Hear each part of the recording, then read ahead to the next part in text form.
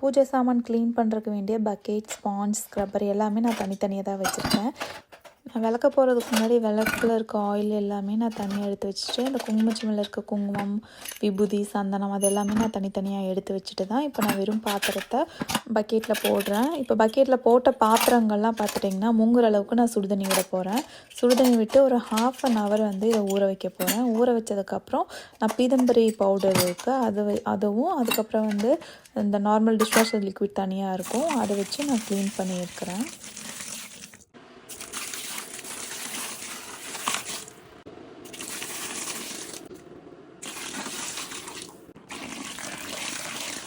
சுடுதண்ணியை விட்டு நல்லா ஊற விட்டுட்டேன். 1/2 hour ஆயிடுச்சு. இப்போ வந்து நான் பீதம்பரி பவுடரும் அதுக்கப்புறம் நார்மல் டிஷ்வாஷர் லிக்விட் போட்டு தான் நான் க்ளீன் பண்ணி எடுக்க போகிறேன்.